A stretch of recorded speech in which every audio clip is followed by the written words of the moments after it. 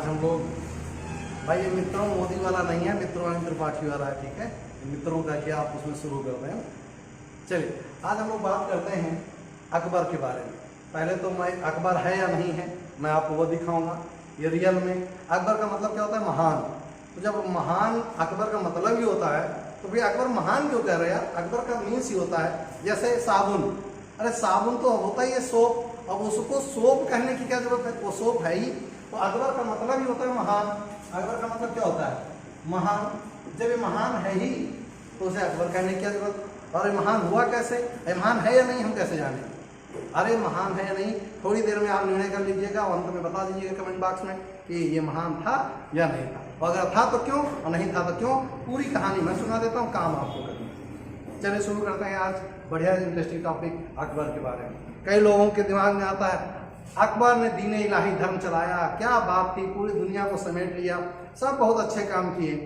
अरे अच्छे किए, बहुत सारी चीज़ें ऐसी हैं जो बुरे भी किए, और जो अच्छे बुरे हैं वो मैं आपके सामने रख रहा हूँ, निर्णय आप कर लीजिएगा क्योंकि मेंस में आपको लिखना है। तो हम बात कर रहे हैं किसकी, आज अकबर की। वास्तव में इसका नाम था बदरुद्दीन। क्या नाम था, बदरुद्दीन अकबर इसका कुछ नाम नहीं था।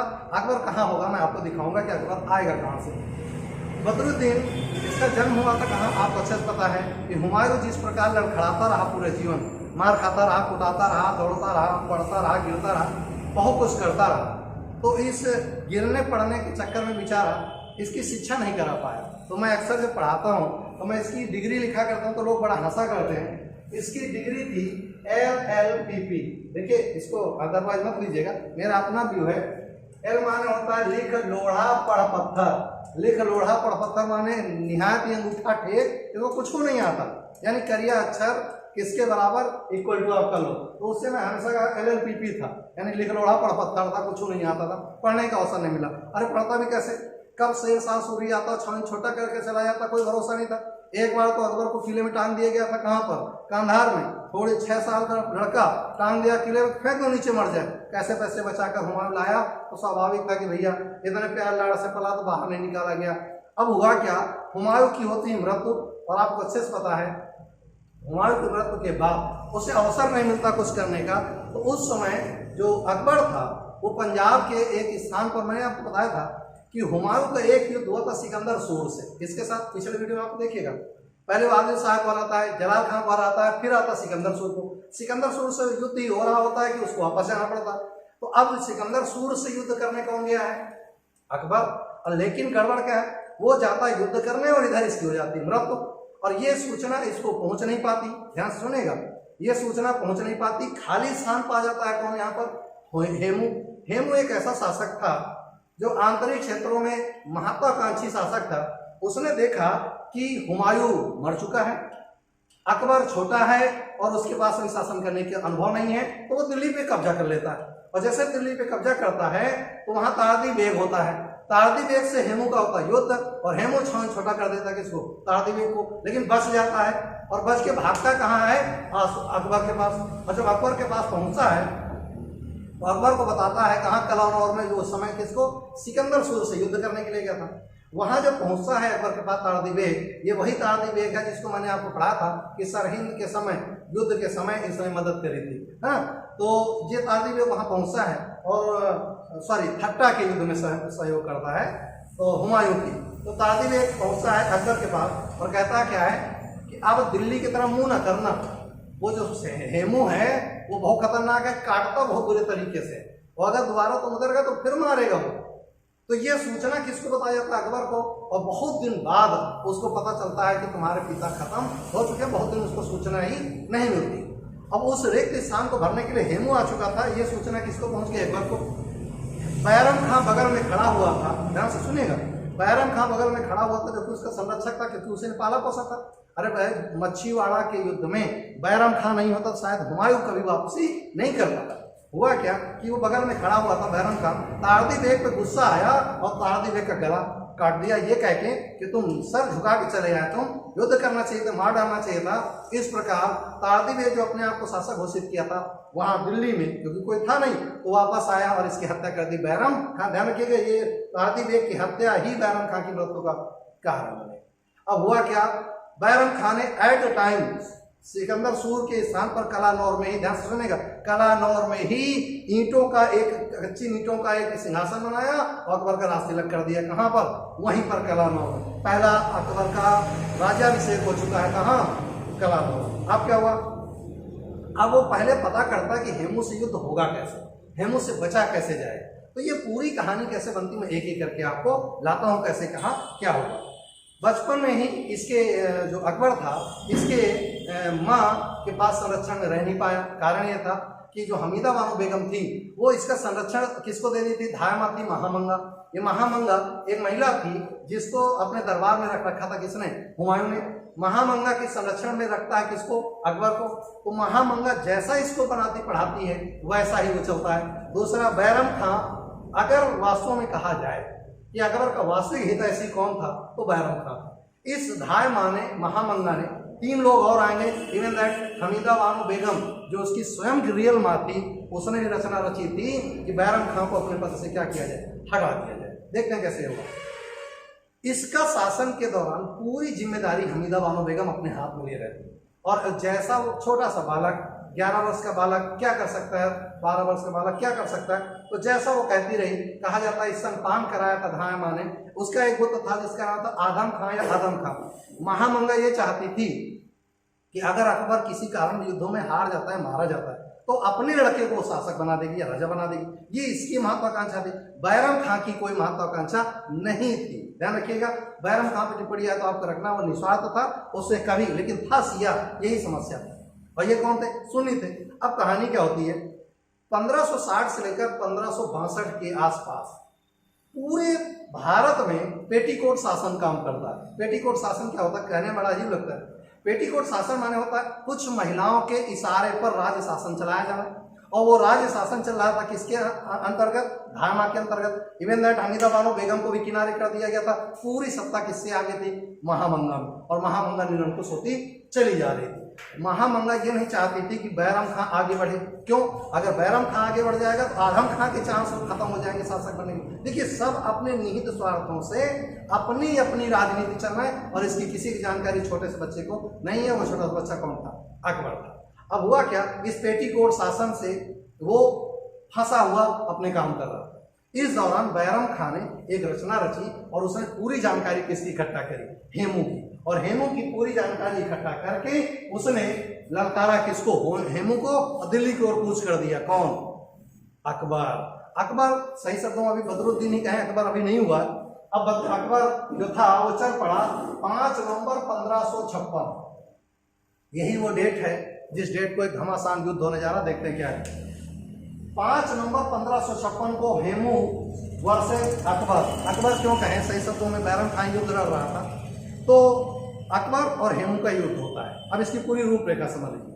बैरम खां जानता है कि हेमू बहुत शक्तिशाली है, जीतना संभव नहीं है, तो अफगान से, तुर्की से और काबुल से, कंधार से तीरंदाज बुलाता है। तीरंदाज माने धनुष तीर चलाने वाले। दूसरा, बंदूक चलाने वाले, तोप चलाने, इसी में आएंगे उस्ताद अली मुस्तफा अली, ये दोनों आएंगे, बंदूक तोप चलाएंगे।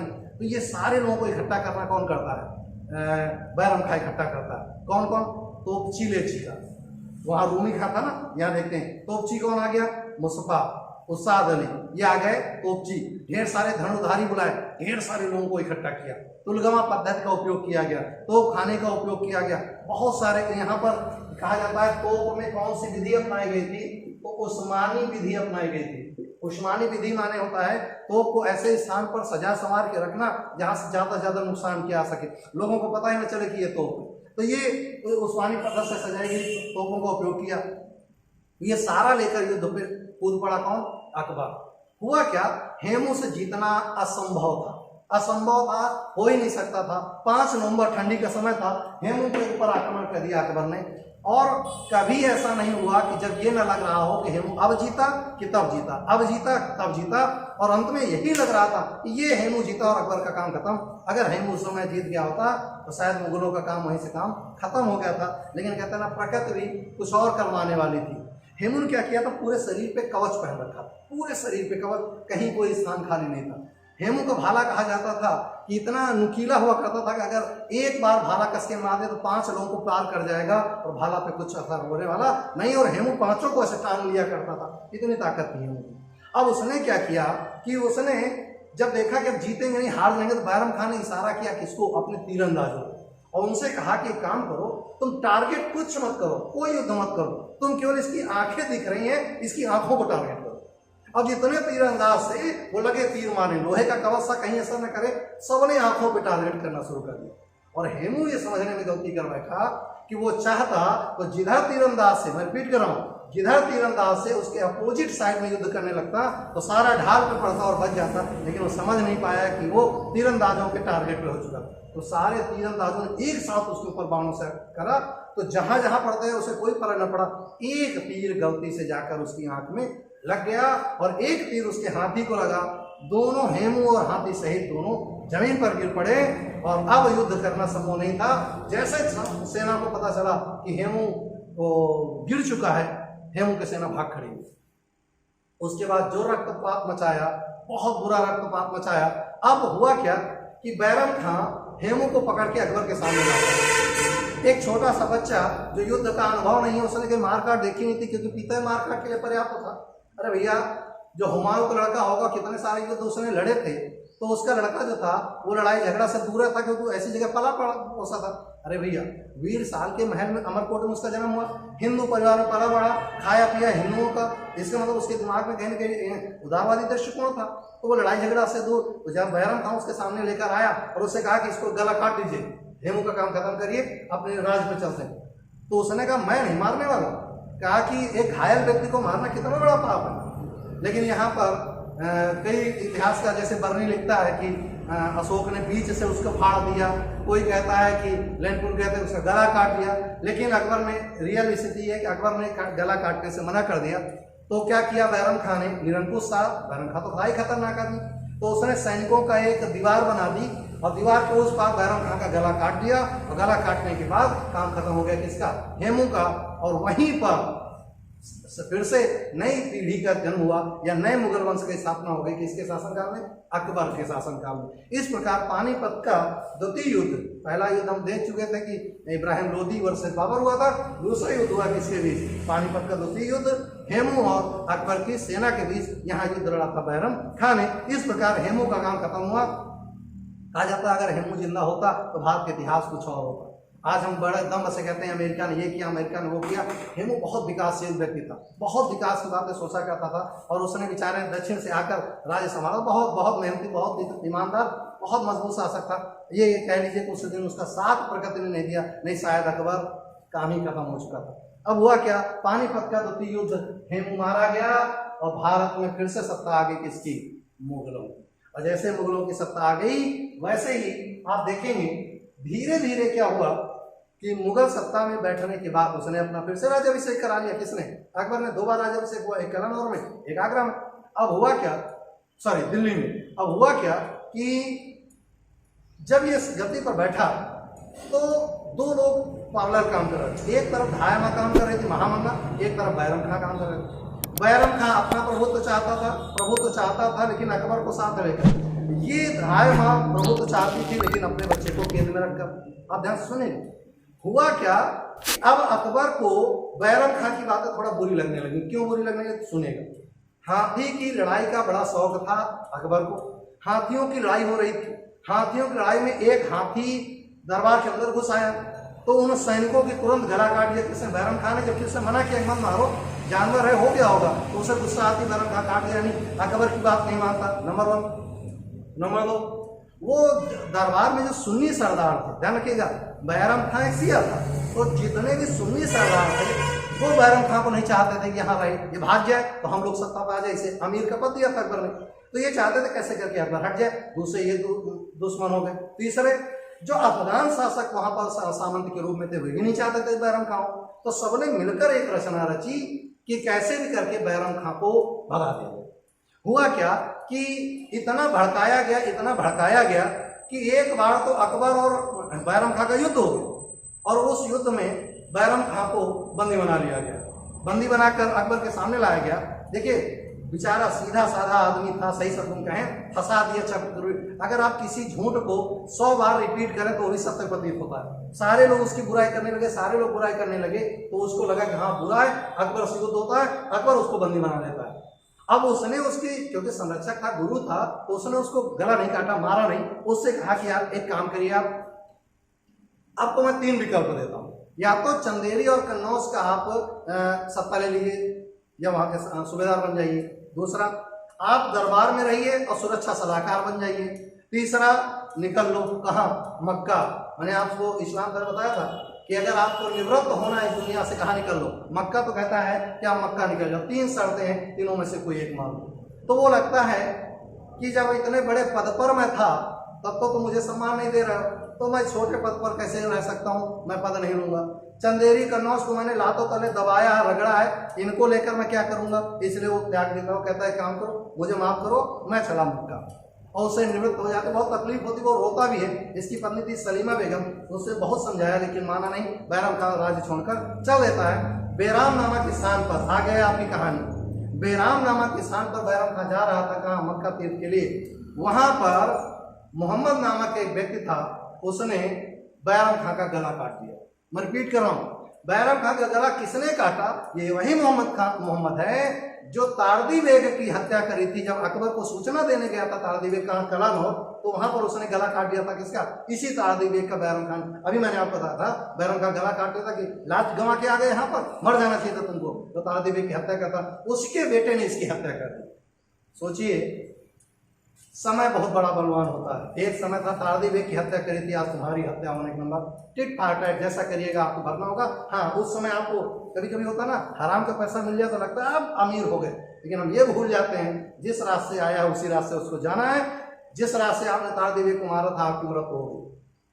इतना बुरी मृत हुई कि उसको दफनाने वाला कोई नहीं था। क्यों, सब हेट करते, घृणा करते बैराम खान से, किसी ने उसे दफनाया नहीं। तो सूफी जो वहाँ के मौलवी थे, सही सब फकीर कहा जाता है, जो भीख मांगा करते हैं, उन फकीरों ने अपने पैसे से बैराम खान का अंतिम संस्कार किया। ये एक धनाढ़ शासक बैराम खान की कहानी थी। तभी कहा जाता है किसी, जब आपके पास अधिक हो जाए तो इतराओ मत, और कम हो फड़फड़ाओ मत, आपको वक्त मिलेगा, आप सब अच्छा कर ले जाएंगे। और यही हुआ, अगर तारदी बेग को उस समय हत्या नहीं करी होती तो बैराम जगह इसकी मृत्यु नहीं। अब बैराम खान की हो जाती मृत्यु, इसकी सूचना किसको मिलती है, अकबर को। अकबर बहुत दुखी होता है, उसे रियलाइज होता है कि हमसे गलती हो गई, और जितने सुन्नी सरदार थे सबको भगा देता है दरबार से कि तुमने मुझे भड़का के बैराम खान की मृत्यु करवा दी। सबको भगा देता है, कौन, अकबर। और दरबार में ऐसे लोगों को रखता है जो रियल में ईमानदार। अब दूसरी कहानी किसकी आती, इनका काम खत्म। दूसरी कहानी आती किसकी, आदम खां की और इसकी माँ महामंगा। मैं भी आ रहा हूँ। महामंगा चाह रही थी कि कैसे करके अगर अकबर हटता है तो उसकी जगह पर उसका बेटा आदम खां शासक बन जाए। अब शासक बनाने के चक्कर में ये सही है कि उसने कोई षड्यंत्र नहीं रचा था, ये सत्य था कि उसने कभी कुछ ऐसा नहीं किया था जिसकी वजह से हो। आदम खां निहायत निर्लज टाइप का आदमी, निर्लज टाइप के इन द सेंस बहुत कैरेक्टर लेस आदमी था, चरित्रहीन, रसीला आदमी जिसे कहा जाता है, ऐसा व्यक्ति था। हुआ क्या कि इसे गुजरात के कुछ छोटे छोटे जगहों को जीतने के लिए से भेजा गया, और जब वहां जीतने गया तो वहां अयासी में लग गया, और अयासी में लगने के कारण उसे बहुत सारी महिलाओं को हड़प, सही शब्दों में कहें तो अपहरण कर लाया, यूं कहें कि प्रोस्टिट्यूशन के चक्कर में। तो जब महिलाओं को लेकर आया तो अकबर ने इसको मना किया कि ये गलत बात है। तो ये अकबर को बताने जा रहा था कि मैंने कोई ऐसी गलती नहीं करी है जिसकी वजह से आप मैं नाराज है। तो अकबर को ये लगता है, कोई सूचना देता है कि आदम खान को मारने आ रहा, तो अकबर सो रहा होता है अपने हरम दल में, तो उठाता है तलवार उठाता बिना कुछ पूछे नीचे, तो आदम खान के पास आता है, चाहता तो वहीं हत्या कर देता, लेकिन उसके अपमान, जब उसे पता चलता है कि उसने महिलाओं के साथ अभद्रता करी है, तो कहता है इसको बांधो और किले से पटको 4 बार नीचे, जब तक मर न जाए। तो एक बार उसको ऊपर किले से फेंका जाता है, नीचे गिरता है, तो कहता जाओ उठा के लेकर आओ, देखो जिंदा तो नहीं, वो जिंदा था। फिर पटकता है जब तक आदम खान की मृत्यु नहीं हो जाती। इस प्रकार आदम खान मरता है, और जब उसका बेटा मरता महामंगा का 40 दिन के अंदर महामंगा की भी मृत्यु हो जाती है। इस प्रकार बैराम खां के संरक्षण से मुक्त और पेटीकोट शासन से भी मुक्त हो गया अकबर। अब कोई उसको बचाने वाला नहीं बचा, और जब आपको कोई बताने वाला नहीं होता तब निर्णय आपके सबसे अच्छे होते। मैं आपको एक चीज कहना चाहूंगा, इस दुनिया में सबसे कमजोर आदमी पता कौन है, जो अपने निर्णय स्वयं न ले सकता हो। वी कहन रहा है तो हम ऐसा किया, ई कहन रहा है तो हम ऐसा किया। आप क्या कहते यार, आपका अपना निर्णय जिस दिन आप लेना शुरू करें सबसे बेहतर निर्णय आपके होंगे। मैंने थोड़ी देर आपसे पहले कहा था नेक्स्ट वीडियो में कि भीड़ आपको साहस तो देती है लेकिन भीड़ आपकी पहचान छीन लेती है, क्योंकि सबने कहा था इसलिए हमने किया था। मैंने क्या कहा था कभी सोचा ही नहीं, तो हम अपने बारे में क्यों नहीं सोचते। अब अकबर को अपना विवेक का यूज करना था, क्योंकि कोई संरक्षण देने वाला नहीं बचा था, दोनों ही संरक्षण देने वाले। संरक्षण कैसे? स्वार्थ में, एक तो स्वार्थी था, दूसरे को तो नहीं कहा जा सकता। अब हुआ क्या, बैरम खां की पत्नी थी सलीमा बेगम। आप जरा ध्यान से सुनिएगा।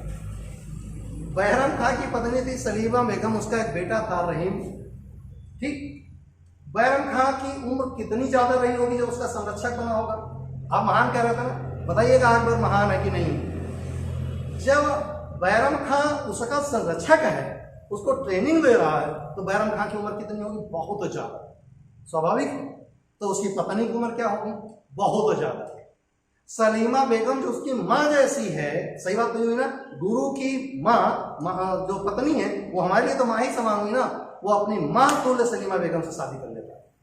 कहिएगा भैया अकबर महान, मैं नहीं कह रहा हूँ, निर्णय कर लीजिएगा, लास्ट तक मैं आपको डिसाइड करके दे दूंगा, हरम दल पे ले चलूंगा और डिसाइड करने का आपको विवेक को छोड़ देता हूँ, कुछ दिमाग पे जोड़ डालिएगा और फिर समझ में आ जाएगा कि महान था या नहीं था। मैं तो नहीं मानता महान, जिसका चरित्र उच्च ना हो उसे हम मान नहीं करते। अब हुआ क्या, सलीमा बेगम शादी कर लेता है और उसका जो पुत्र था रहीम, उसे खान खाना की उपाधि देकर अपने दरबार में रख लेता, और इसी दरबार में रहता 9 रत्नों में शामिल हो जाता है रहीम, अब्दुल रहीम खान खाना। तो ये उसके प्रारंभिक स्थिति थी अकबर की, जिस प्रकार उसने सारे राज्यों को मिलाना प्रारंभ किया। अब उसके पास क्या क्या कठिनाइयां आना शुरू हुई। पहली कठिनाई तो ये थी कि राजपुताना राज्य उसको राजा मानने को इनकार कर रहे थे। क्यों? वो कहा करते थे मलेच्छ है।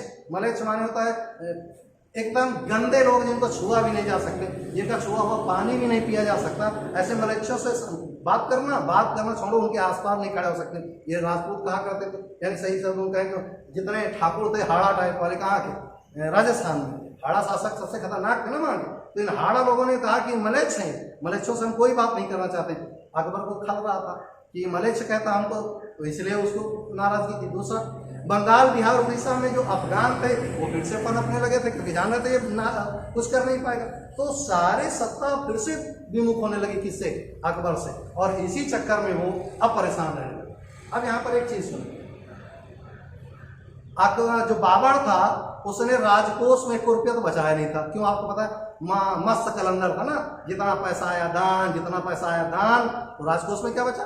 उससे ही महान हुमायूं थे, न्याय करने में पैसा खर्च, तो राजकोष में भी कुछ नहीं है। तो इसकी समस्या थी कि राजकोष भी कैसे भरा जाए।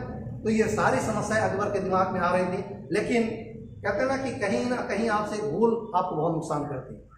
तो इसकी जो शादी होती है पहली, इसकी चाचा की बिटिया से होती, हिंदाल की बिटिया, जिसका नाम था रुकैया बेगम। क्या नाम था?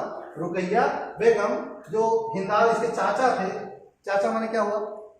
सही शब्दों में तो बहन हुई ना। रुकैया बेगम क्या है? सही शब्दों चाचा की बिटिया तो बहन हुई। मैं नहीं कह रहा हूँ, उनके धर्म में होता है, हमारे धर्म की बात कर रहा हूँ। तो उसने एक तरफ सलीमा बेगम अपनी माँ जैसी शादी करी और दूसरी शादी अपनी बहन जैसे करी। हम अपने अकॉर्डिंग बोल रहे हैं, आप महान कहिएगा। आप कहेंगे ना बात को, दीन इलाही धर्म चलाए, ये चलाए, वो चलाए, मैं आपको सिद्ध करूँ। मैं नहीं कह रहा हूँ महान नहीं था। इतिहास हमें सिखाता है कि उसकी अच्छाइयाँ एक्सेप्ट कर लो और बुराइयाँ क्या कर दो, त्याग दो। हम अच्छाइयों की बात करें, क्यों बुराई की बात करें। अब हुआ क्या, रुकैया से इसकी 9 वर्ष की रुकैया शादी हो जाती, किसकी? अकबर की पहली पत्नी आ गई। कौन? रुकैया बेगम, जो रियल में उसके चाचा की बिटिया। अब इसकी जब शादी हो जाती, रुकैया और महान, ये भड़काने में लगी रहा करती, जब देखो भड़काना, जब देखो भड़काना। तो इससे भी निवृत्त होना चाहता था, निवृत्त नहीं, मारना नहीं चाहता था, उससे दूर ही रहना चाहता था। अब क्या हुआ कि वो गुजरात 1572 में उसने जाने का निर्णय लिया कि मुझे गुजरात विजय करनी है। और गुजरात क्यों करनी, मेरी बात ध्यान से समझ लीजिएगा, आपको टिप्पणी लिखनी है। गुजरात में पुर्तगाली बाहर से विदेशी व्यापार करने आते थे। वहीं आसपास चंपानेर नामक, मैं कई बार चंपानेर कह चुका हूँ, चंपानेर नामक एक किसान था जो राजपूतानों का धन सबसे ज्यादा वहीं हुआ करता था। तो उसकी नजर कहाँ पे थी? गुजरात में। लेकिन गुजरात जाओगे भैया कहाँ से, जब रास्ते में मेवाड़, राजपूताना, आमेर, ढेर सा चित्तौड़गढ़ ये पढ़ेंगे भैया, पार करिएगा तब न जाइएगा। तो उसने सबसे पहले कहा कि बीच के रास्ते के कांटे हटाओ। तो उसने कहा कि भैया आमेर है, अमरकोट है, या अजमेर है, ये सबको जीतेंगे तभी ना आप जाइएगा गुजरात। अब जाने का रास्ता इन लोगों ने पहले का मलेच्छों से बात करेंगे, युद्ध तो दूर छोड़ो, हम इनका छुआ पानी ना पिएंगे। तो यही कारण था अकबर ने कहा पहले रास्ते के कांटे हटाओ। तो सबसे पहले वो जाना चाह रहा था दरगाह में, तो वो जब घर से निकला दरगाह निजामुद्दीन औलिया की दरगाह में जाना चाह रहा था देखने के लिए, अब मिलने के लिए, तो वो रास्ते में आमेर के शासक को ये लगा कि भारमल थे दुष्ट टाइप, दुष्ट हिंदा से उन्हें समझ उस समय के अकॉर्डिंग उन्होंने जो किया था सही किया था गलत किया था देखते हैं। आमेर के राजा को लगा हाय अकबर मेरे ऊपर आक्रमण न कर दे। उस समय तक अकबर पर्याप्त बलिष्ठ हो चुका था, शासन बहुत बड़ा हो गया, उसकी सेना बहुत बड़ी हो चुकी थी। तो वो रास्ते से निकला तो उन्हें लगा हाय मेरे ऊपर आक्रमण न कर दे। अब जबकि बेचारा वो आक्रमण करने नहीं जा रहा था, वो जा रहा था दर्शन करने, तो उन्हें लगा आक्रमण न कर दे। तो उन्होंने समझौता भेजा कि भैया आप हम एक काम करो कि हमें वैवाहिक संबंध स्थापित करवा। तो हरका बाई जो भारमल की बिटिया थी उसकी शादी हो जाती किससे, तय कराई जाती है अकबर से। ध्यान रखिएगा यहाँ जोधाबाई शब्द उचित नहीं है, हरका बाई उचित है। क्यों? जोधाबाई जहांगीर की पत्नी का नाम था, लेकिन यहाँ जोधा अकबर जबरदस्ती कहा जाता है। चलो आप भी जबरदस्ती कर लो, लेकिन हम हरका बाई कहेंगे। तो हरका बाई से शादी दूसरी होगी किसकी, आमेर के राजा भारमल की बिटिया थी, उससे शादी होती किसकी। तो अब उसने चालाकी चली थी। याद करिए मैंने एंशिएंट हिस्ट्री आपको जब पढ़ाया था, मैंने आपको पढ़ाया था कि वहाँ पर चाहे बिंबिसार रहा हो, चाहे बिंदुसार हो, अशोक हो, इन लोगों ने वैवाहिक संबंधों के माध्यम से राज्य हत्याए थे। याद करिए आज जिस नेपाल पे अब दम भरता, नेपाल को भी उदयन ने उस समय अपने ससुराल के रूप में चली थी, अपनी पुत्री की शादी करी थी, वो ज्यादा ज्यादा वैवाहिक संबंध। इसने भी राजपुतानों से लड़ने की बजाय इसने वैवाहिक संबंध स्थापित किए, और ये निकृष्टता मानी जाती है भारमल की। इतिहास में उसको गाली दी जाती है। भारमल ने अपने उसमें लिखा था किताब में, उसने कहा उनके बारे में लिखा गया कि भारमल ने इसलिए सत्ता सौंप दी थी या शादी कर दी थी कि वो निसहाय जनता को मरवाना नहीं चाहते। लेकिन हकीकत ये थी कि जब सम्मान पे बात आती है तो जनता माने नहीं रखती, सम्मान पे स्वाभिमान पे बात आती है तो कोई माने नहीं रखता। स्वाभिमान पहले होना चाहिए, जिसका स्वाभिमान नहीं उसका कुछ नहीं। आप हो सकता है कि आपको अच्छा लगा हो कि शादी कर दिया, हमने बच गए। आपने अपने बेटे भगवान बख्श को और अपने पोते जिसका मान सिंह नाम था उसके दरबार में रखा था, उसका सेवाएं देने के लिए। सेवाएं वहाँ क्या कसूरी खाइएगा, वहाँ पर आपको काम ही करना पड़ेगा, और वो भी पराधीन। सपने सुनाए पराधीन आप हमेशा रहेंगे। मान सिंह वही है जिसको नवरत्न में भी अकबर शामिल कर देगा, है ना। अब हुआ क्या, आमेर उसके शासन में हो गया। अब उसका अगला जो टारगेट था गुजरात जाना, तो गुजरात जाने के लिए मेवाड़ रास्ते में पड़ा करता था। क्या पड़ता था? मेवाड़। और मेवाड़ में जगह है चित्तौड़गढ़, और चित्तौड़गढ़ का शासक आपको अच्छे से पता कौन होगा, महाराणा प्रताप, जो रियल में क्षत्रिय था। और इससे अकबर बहुत घबराता था कि कब सनक जाए, ठाकुर कोई भरोसा नहीं है। तो महाराणा प्रताप को समझाने के लिए उसने नागौर दरबार लगाया। नागौर दरबार लगा 1570 में, ध्यान से सुनते चलिए। 1570 में नागौर दरबार लगा और उसमें सभी राजाओं को, राजपूत राजाओं को बुलाया गया। अकबर वहां स्वयं उपस्थित था। अजमेर पे उसने दरबार की वो व्यवस्था कराई थी। नागौर में दरबार में कौन कौन आया, तो सबसे पहले जो जोधपुर के शासक थे उनका नाम था चंद्रसेन। जोधपुर के शासक चंद्रसेन ने कहा कि हम तुम्हें स्वाधीनता नहीं स्वीकार करेंगे, मलेच्छ कहीं का, ऐसा कहकर उन्होंने टाल दिया। और लेकिन गड़बड़ क्या हुआ, घर में दो भाई होते हैं लेकिन दोनों विचारधारा अलग होती है। अच्छा मैं आपसे एक छोटा सा क्वेश्चन है कि दो भाई हैं, बचपन से साथ पले बड़े हैं और एक दूसरे को घनिष्ठ बहुत प्यार करते हैं, और शादी से पहले अगर अपने भाई को कोई गाली देते तो गले में लात रख के उसको मारते, मेरे भाई गाली कैसे दे। लेकिन ये भावना तब कहाँ चली जाती जब आपकी शादी हो चुकी होती दोनों की, और भाई को कोई गरियाता तो बारे मारे, बहुत बदमाशी कर रहा था, कहाँ चली जाती भावना। देखिए भावना कहाँ चली जाती। चंद्रसेन जो था इसने मना कर दिया कि हम मलेच्छों से कोई संबंध नहीं, हट इनकी कौन इनको अधीनता स्वीकार करेगा। लेकिन इनका जो बड़ा भाई था उसका नाम था उदय सिंह, राणा उदय सिंह। ये जाकर अधीनता स्वीकार कर लेता है किसकी, अकबर की। और यही राणा उदय सिंह बात को भागा भागा फिरेगा, दिखाएंगे कहाँ कहाँ इसकी दौड़ होती है, नरक बोएगा। इन्हीं के चक्कर में जयमल और फत्ता की मौत होगी, देखेंगे आप। तो ये अधीनता स्वीकार कर लेता है, ये अधीनता स्वीकार नहीं करता। बीकानेर के राजा थे, उनका नाम था कल्याण, उन्होंने भी अधीनता स्वीकार कर ली। हर राय जो थे जैसलमेर, उन्होंने भी स्वीकार कर ली। लेकिन महाराणा प्रताप बोले मलेच्छों के दरबार में जाना छोड़ो, मैं शुद्ध वाला ठाकुर हूँ, जाने वाला नहीं। और ये वाले सिसोदिया ठाकुर थे, उच्च ठाकुरों में से एक सिसोदिया ठाकुर होते हैं। महाराणा प्रताप की जो वंशावली थी वो सिसोदिया वंश की थी। तो ये कहता मैं नहीं जाने वाला। इसके बाद अब उसको जाने का रास्ता चाहिए था मेवाड़ और चित्तौड़ जीतना उसकी मजबूरी बन गई थी किसकी, अकबर की। तो मेवाड़ जाना था, राजस्थान के दक्षिणी भाग में चित्तौड़ दुर्ग जीतना ही था अगर गुजरात जाना है तो। क्वेश्चन पूछा था कि भैया सर बता दें कि सबसे पहले उसने समुद्र कहाँ देखा था, कब वो पुर्तगालियों से मिला था, कौन उसका समर्थन में था। तो अजीज मिर्जा कोक जो था वो इसके साथ में गया था 1572 के आसपास। दूसरा, इसने सबसे पहले समुद्र कहाँ देखा, मैं आपको बताऊंगा जब गुजरात पहुंचेगा तो खंभात की खाड़ी के आसपास पहली बार समुद्र देखेगा, क्योंकि इससे पहले भाई वो तो लैंड एरिया में रहने वाला आदमी, वो समुद्र क्या जाने। और इसके यहीं पर वो पुर्तगालियों से भेंट करता है, यहीं पर वो अंग्रेज इसी को उपहार देते हैं। वो सारी कहानी है जो हम गुजरात के बारे में पढ़ेंगे। तो अगला, अब इसने क्या किया, महाराणा प्रताप को समझाने के लिए शिष्टमंडल भेजे। Very good. और शिष्टमंडल में भेजा किसको, अरे तू बेहुदा खुद न जा सकता था, भेजा किसको, मान सिंह को। अभी देखता हूं कौन कौन गया। 4 बार उसके पास दरबार भेजे जाएंगे और चारों बार मलेच्छ कह के भगा देते हैं कौन, महाराणा प्रताप। और मैं आपको स्पष्ट बता दूं, अकबर पूरे जीवन सब प्रयास कर लिया, साम दाम दंड भेद, लेकिन कभी मेवाड़ पे पूरी तरह विजय नहीं कर सका। क्यों, महाराणा प्रताप कभी हारे ही नहीं। अभी हल्दी घाटी युद्ध पढ़ा रहा हूं, हल्दी घाटी युद्ध में अगले वीडियो में हम आपसे बात करेंगे सारी कुछ। वो बंदा हारेगा नहीं। और मैं आपको बता दूं, कभी इतिहास में आप ऐसा अगर कहीं लिखा पढ़ता तो पेज को फाड़ डालिएगा, महाराणा प्रताप हारे नहीं थे कहीं। हाँ, उन्होंने वक्त की नजाकत को समझा था, रणभूमि से हट गए थे और किसने उनकी जगह पर लेकर युद्ध किया था। पूरी कहानी हम नेक्स्ट वीडियो में मिलेंगे कब, हल्दी घाटी के युद्ध में। और बहुत मजा आएगा। हल्दी घाटी के युद्ध, महाराणा प्रताप का युद्ध, किस प्रकार उसने दीन इलाही चलाया, किस प्रकार उसने नवरत्न बनाए, सब कुछ बात करेंगे। कहाँ, अगले टॉपिक में मिस मत करिएगा, अगला टॉपिक जरूर देखिएगा। आज फिलहाल इतना ही, नेक्स्ट वीडियो में नई उम्मीदों के साथ फिर मिलेंगे। फिलहाल के लिए जय हिंद।